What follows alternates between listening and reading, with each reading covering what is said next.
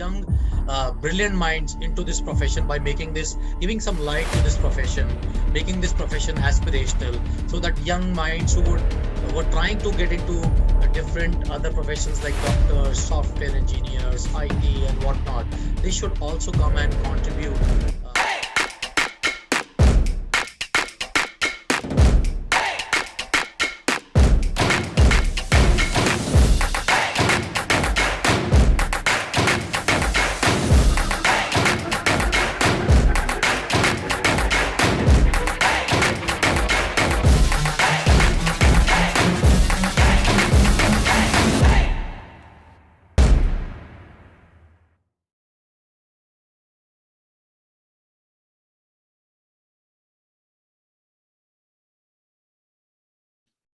Teachers are the pillar of strength and the guiding force in students' life. Teachers pass on value to children, prepare them for further education, and are the main contributor to good education in a society. Students are deeply affected by teachers' love and affection, character and competence, and moral commitments. The role of teacher in society is immense important to provide education and promising future to the nation. People having other than occupations such as doctor and engineer would have not been able to do what they are if their teacher have not been there to impart education to them. Teaching is hence a profession that teaches all other profession. Hello and welcome to the Honest Talk by Freak Folks. I'm Harsh Pandey. For this particular session, we have with us very special guest today, Mr. Prashant Mehrishi, sir. He's an MBA with over 23 years of work experience in IT, insurance, and education development sector. After working with Birla Sun Life Insurance for 9 years, where he also headed their largest branch in India and was involved in branch and business development function, he took a break to do fellowship with Teach for India, taught full time to grade 5, grade 4 in a Pune Municipal Corporation school. He also successfully founded and established an educational startup, iTeach in Pune, which got remarkable recognition as an educational startup. So first of all, sir, I welcome you to in this session. Thank you so much for joining and actually agreeing to share your thoughts with us. Thank you, Harsh. Yeah, it's my pleasure to be here. Thank you, sir. It's our pleasure too. So moving to the topic of today's session, which we have chosen is nobody wants to be a teacher today. We have to change actually this. The sad fact is nobody wants to be a teacher anymore. It's especially true for young people trying to figure out what they want to be when they grow up. Becoming a teacher isn't even on their list. It's not on their parents' list either. Even educators themselves have been advising young people not to enter the profession. But I want to know your thoughts on this. How do you see this? Because no one want to willingly enter into this profession or aspire to join this profession. Then how we will get great educators? Yeah, so it's a very important and a serious conversation, Harsh. Basically, I love the name of your show, it's Honest Talk. So I'll be really honest in presenting my views. A few of my views can be really harsh and straight, but I will surely express them, right? So as we can see that, uh, the teacher is the most important key lever, right?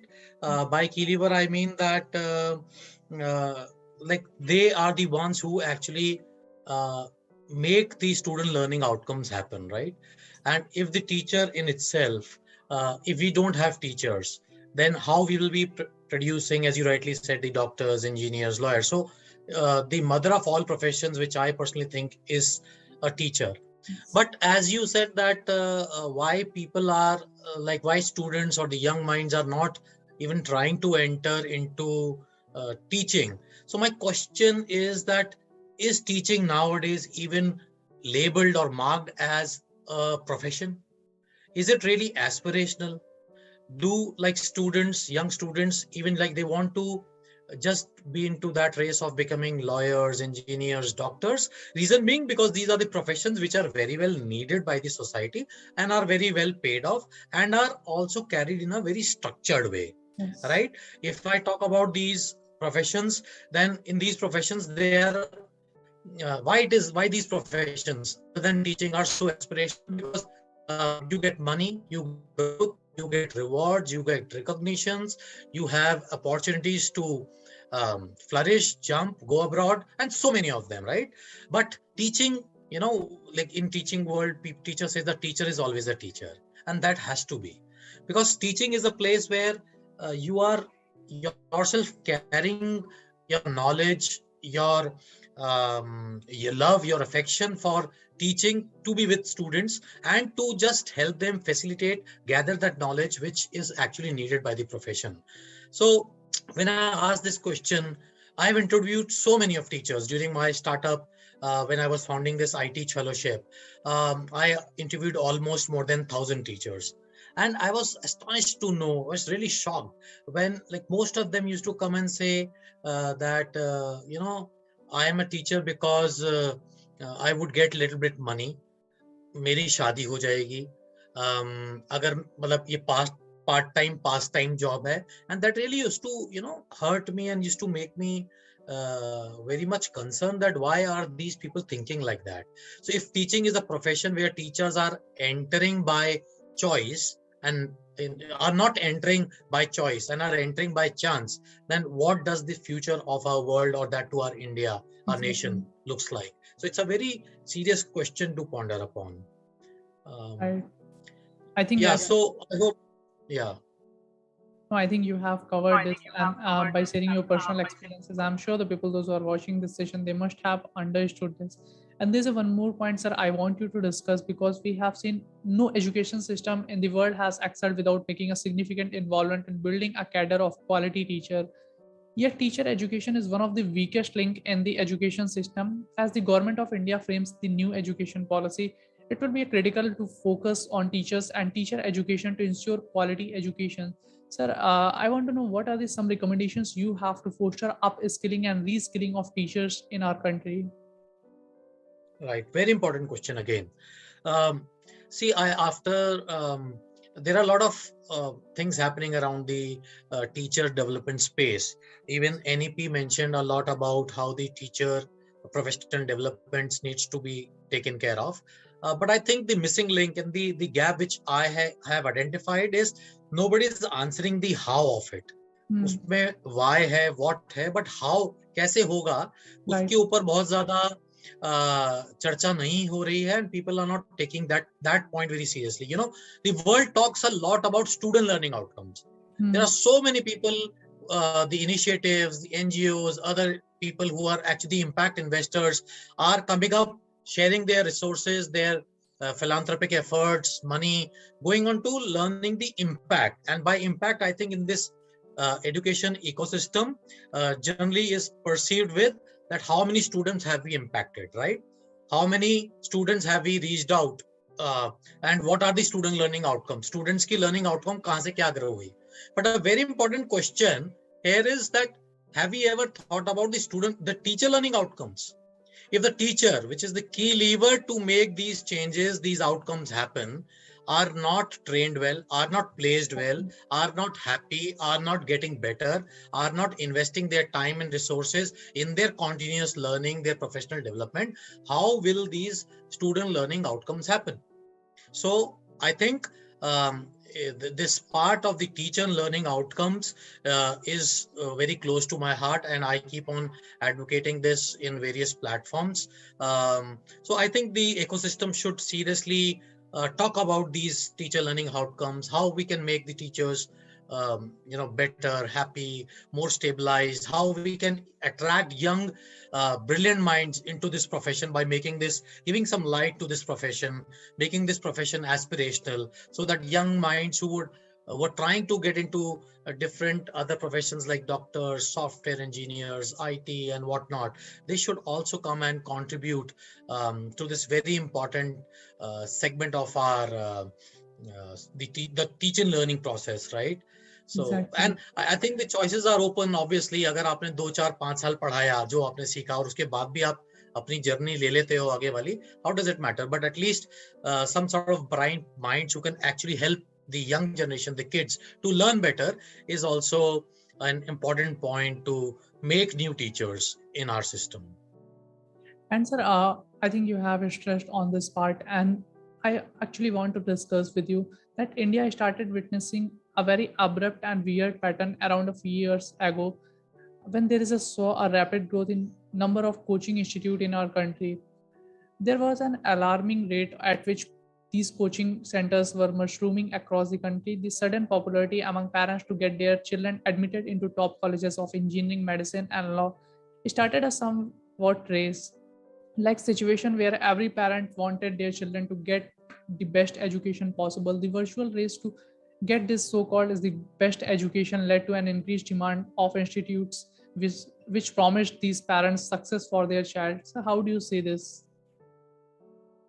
Yeah. So I think coaching. The first question we need to think and answer is like, at the first place, why do we need coaching, right? So if the teacher, the system is apt enough to for a student to go and learn, so why is that assistance needed? So I think there's a good difference which a lot of theories and papers talks about, the difference between coaching and training, right? So coaching is what I personally see coaching is, a sort of a hand holding and assistance where your mentor actually come and helps you to clarify what is getting difficult for you to learn, right?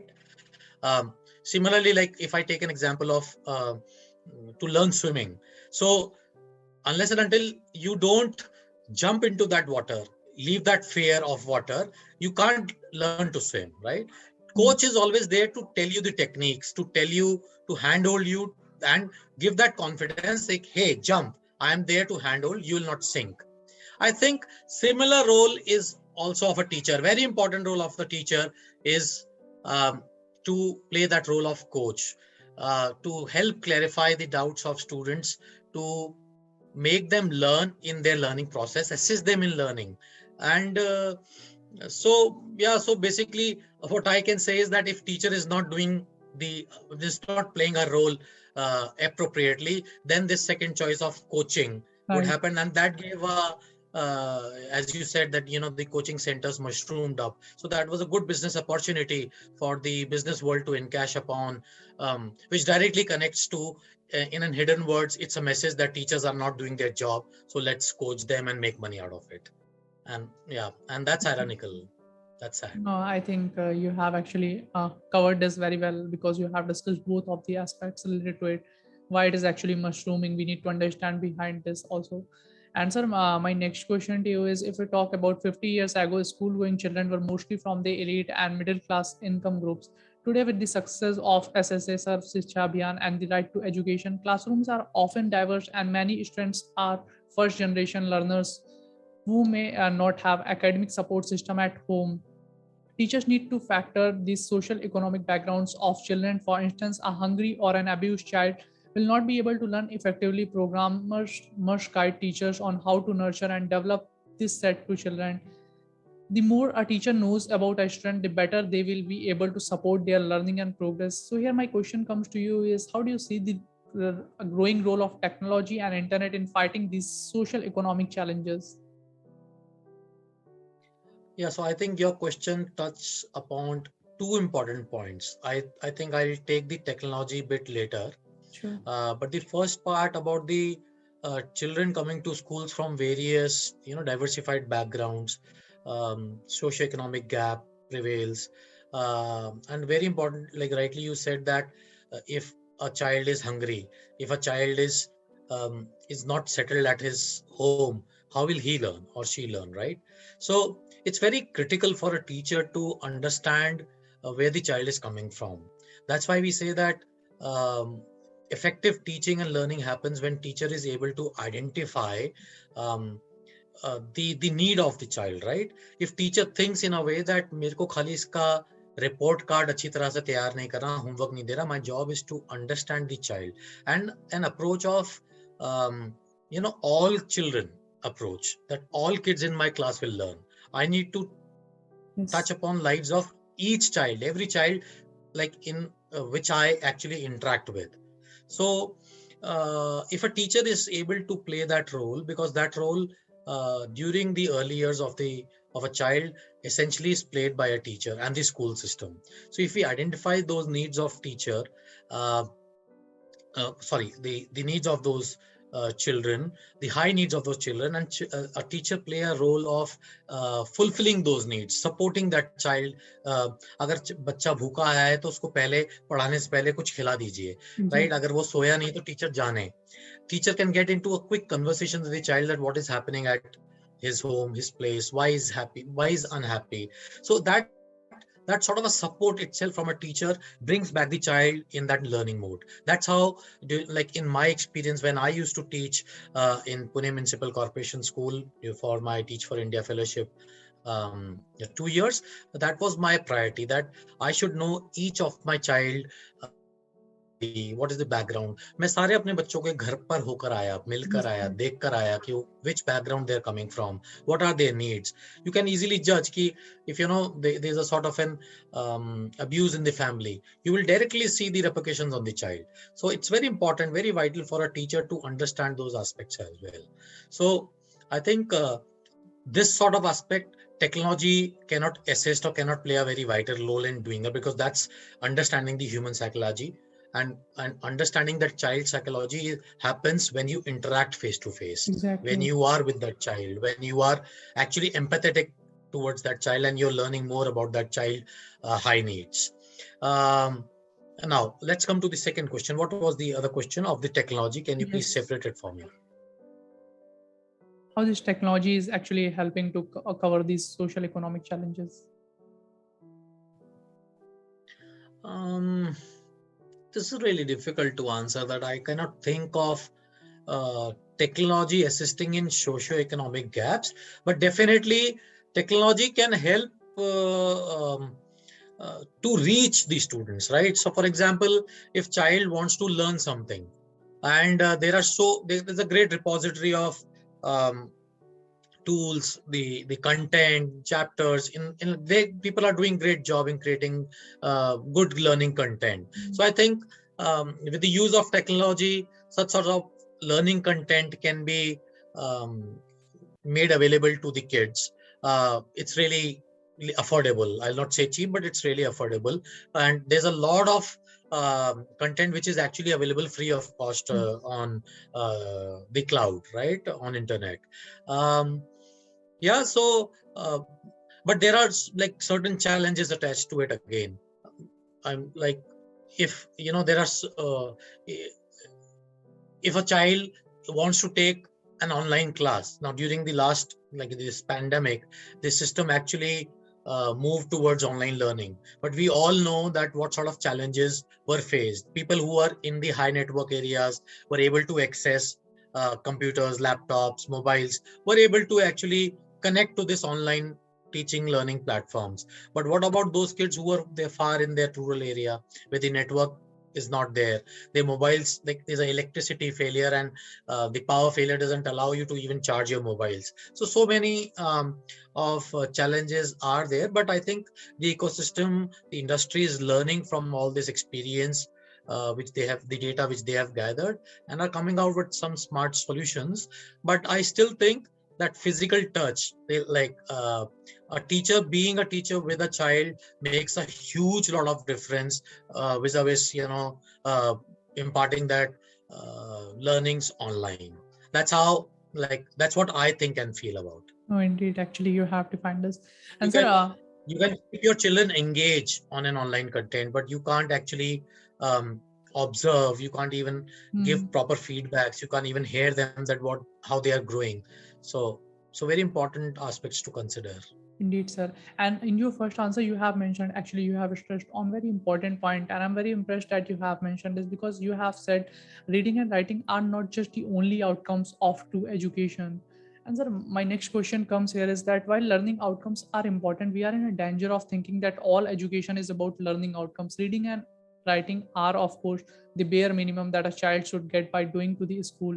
But the learning is as much about how as it is about what. Do you think there is a need, therefore, to develop a center of excellence and establish new exemplary and elementary, secondary pre-service teacher educational programs? Teaching standards and assessments should also be therefore included areas such as behavior management and subject knowledge. Very true. Like, this is the need of an hour. Like, I always say during my deliberations and discussions, whenever we touch upon this topic, that um, the process of becoming a teacher should be more rigorous than becoming an IS officer, right?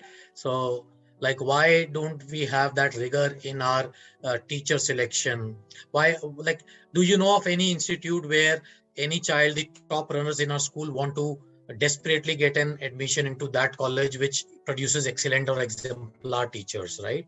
So because when we talk about, when we have some conversations in the classrooms about what you want to be, 99% of kids answer that they want to be in other um, bright as Exactly. such careers, like IT, software engineer, doctor, lawyer. Nobody actually even thinks about teaching. So it again connects back that, because it's a chicken and egg story, because unless and until we will not um, make this profession shine as a profession, recognize it as a profession, like, we will not have those bright minds entering into this career segment. And this can really be done once we are actually trying to set up, as such, you rightly mentioned, the center of excellence, where the teaching practice, the teaching methods, the content curriculum is redesigned to bring up the teachers with the new 21st century teaching skills. It should not be all about the जो था past में वो खत्म हो गया, अब दुनिया change हो गई है. At Right. this point of time, every young 3 years old knows to fiddle with the your mobile or laptop. They know what the mouse is. During our age, we used to get scary of even touching the mouse or the keyboard, right? So there's a huge difference. There's a great generation gap. The kids are learning faster. So uh, and also the soft skills attributes, like how a teacher should carry himself or herself. So many of other attributes are there which needs to be embedded in the new teaching learning process. And I think it would be great if these sort of initiatives kickstart. I would be more than happy to be a part of it, join it, like, make it happen, because this is one of my dream, that we India should actually have uh, a, a very settled, a very reputed teacher producing space, where actually people are young minds are entering with a vision and passion to teach. They are not entering this profession by chance, but it's their choice. And if Exactly. it happens, then you can see the difference. There'll be a multiplier effect, right? One teacher on an average impacts around 3,500 students in her life cycle. So if that teacher is well placed, you can see the outcomes directly related, that how the teacher can impact those lives. Right. This is really a great. I mean, we need to understand this, and actually, we need to implement also. And sir, my next question to you is, or rather, it's a kind of a request to you. Is please tell our viewers about more about iTeach, and if they want to reach you, then how can they connect with you and discuss? It would be really appreciable. Okay, so iTeach Fellowship was a project which I was doing. I carried out for more than 3 years in Pune, and then I relocated back just before COVID to Delhi, which is my native place.